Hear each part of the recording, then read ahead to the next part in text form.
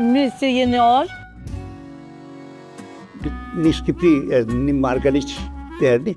Pik Kosovës orë, Tyrkien, Lizbi. Ama ben mendim, me zemër atje jam. Veni ku e letë Puarot.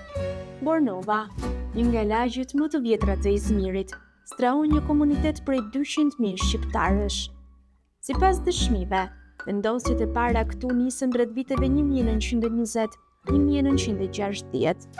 Le t'i dëgjojmë disa nga rrëfimet e tyre. Unë qika Koxha Mustafës, emnin e kom Halime. 84 vjeti kom, terzijëm kon, pik Kosovës orë, Tyrkien, Lizbi. Baba jem, Alman Harbinden o ik. Emrini kam Yasin Halat.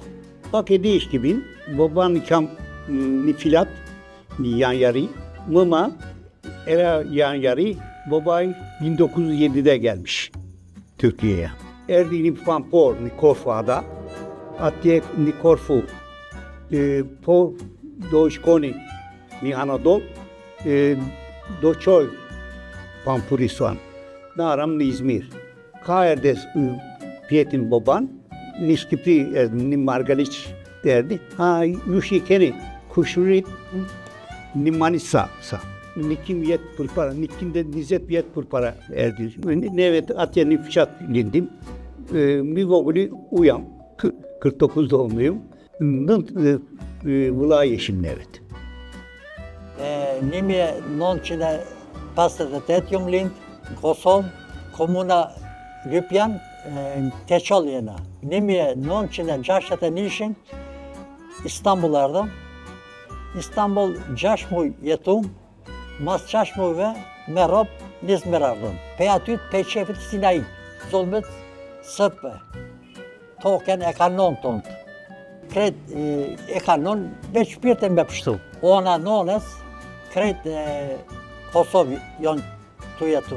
Pe familjes babes tem, një familje omet, atan teqe po jetoj. Kosovë po shkëm po vinë, 3 motra, një vllaj kam, kur bashkome shumë folëm të shpije.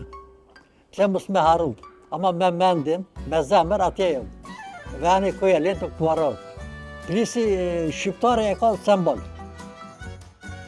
Shpesh i gjën të mbledhur në shoqatën që ata kanë hapur për të ruajtur lidhjet dhe rrënjët e këtij komuniteti. Shoqata jonë u hap në vitin 2018. Në shoqatën tonë nuk përkujtojmë vetëm të kaluarën tonë, por gjithashtu vajmën përgjegjësinë për të përcjell kulturën, traditat dhe gjuhën tonë brezet e ardhshëm,